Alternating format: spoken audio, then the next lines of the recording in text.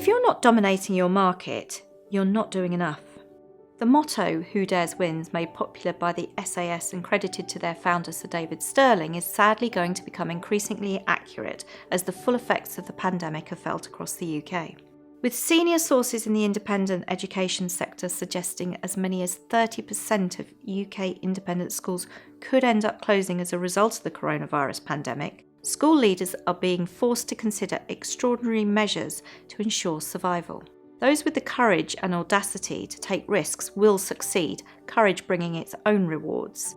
Insiders are expecting the numbers closing between now and September to be quite small, but say that more will decide during the course of the next academic year that they're in an impossible position. Like any business, private education is extremely reliant on customers for its income. However, unlike most businesses, overheads and building maintenance represent a high proportion of expenditure. Parents, like most clients, are fair-weather friends who judge us not only on our ability to teach their child, but also to excel at every opportunity, be that in our presentation, during inspection, or simply by reputation. Successful schools are not necessarily the ones with the most money in the bank, nor are they the highest achievers. Successful schools are the ones with strong reputations, akin to the noisy children in class, the ones whose voices will always be heard and will always have something to say. And if that makes you feel a little uncomfortable, then I dare to suggest that you may not be doing enough to secure your survival. There are many examples of courage we can take comfort from. The moon landing, for instance, boldly going where no man has gone before, making household names of 3 incredibly brave men, Neil Armstrong, Buzz Aldrin, and the other guy. Poor Michael Collins, who despite his courage as part of the initial flight has not enjoyed the same media coverage or notoriety as his partners. Market domination assures that we remember his colleagues, but few remember Collins because he hasn't enjoyed the same exposure, so to speak. And that's what these special times call for. Drastic times call for drastic measures, and the schools we've been working with who've been struggling financially, external investment, federation, and even relocation are on the agenda. They have taken that courageous flight into orbit and bravely stepped into their new world. And whilst this plucky approach to future-proofing will see their survival, they must take their customers on this journey too and ensure a healthy level of new interest along the way and to remain memorable. Since lockdown, many schools have enhanced their communication plans and increased their use of social media. However, not many are investing heavily enough in marketing or in their efforts to connect with the masses. Being visible, particularly locally, is critical during these times of uncertainty. Why? Because parent A chats to her golf pal via house party, and during their chat is asked if her daughter's remote learning is working out and how much effort, or otherwise, the school has made to keep in touch. Parent A is asked to remind her friend which school her daughter attends. "Oh yes," comes the reply, "I've heard all about that school. It's meant to have a great reputation." At least that's what she's read, and so it must be true, and therein lies the key. Amid a myriad of pressing priorities and without having a clear understanding of what a full return to school looks like, when or how it's meant to be achieved, you should be committing to dominating the market with positive reports about your school. It might feel counterintuitive, but increasing your marketing efforts at this fragile time is crucial. This is a time where social media marketing really comes into its own. Not only is it quick, flexible, and extremely targeted, it's measurable and very, very cost effective too. If you're already actively marketing, make sure you're covering your 3 audience bases: immediate location, local, and outside area.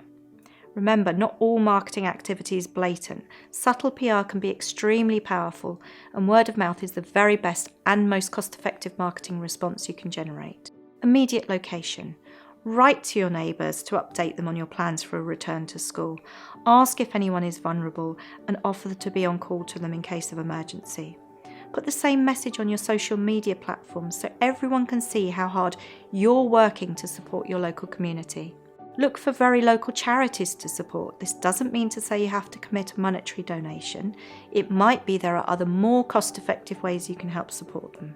Locally, contact your local parish magazines and ask if they would gift you some free editorial space on a regular basis. Get inside all your local homes with positive reinforcement of your school's plans. Remind readers what an important employer the school is, how many are employed, and what it is they do. Extend this to your parents via social media platforms. You can remind them that their fees pay for more than exam results and hockey trips.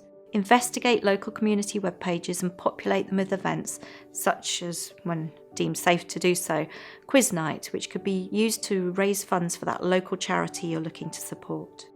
Food banks are desperate. You could raise awareness of the need to support local food banks or champion parents to support local businesses by adding their links to your website and social media shout-outs. Approach local newspapers about cost-effective banner advertising. Some press may discount for multiple bookings. Invest in local Facebook and LinkedIn advertising. It costs very little but can be hugely influential. Use your own parent contacts to spread the word.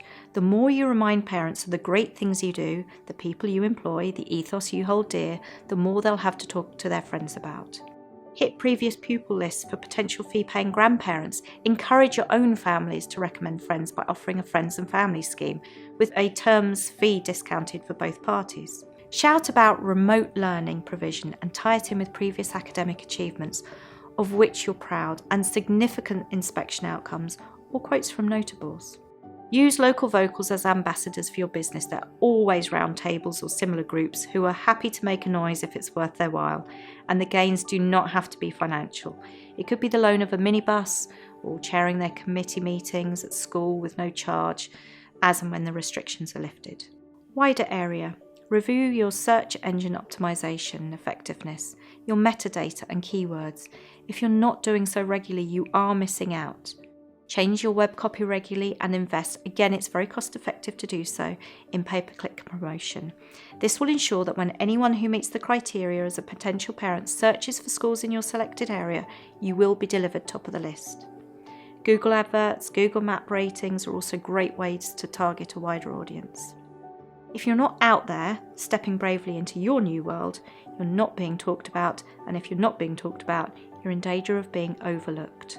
Out of sight, out of mind. Plus, all the activity reminds parents how much they benefit from activities, staff and support, and the added value underpins fees both now and for the future.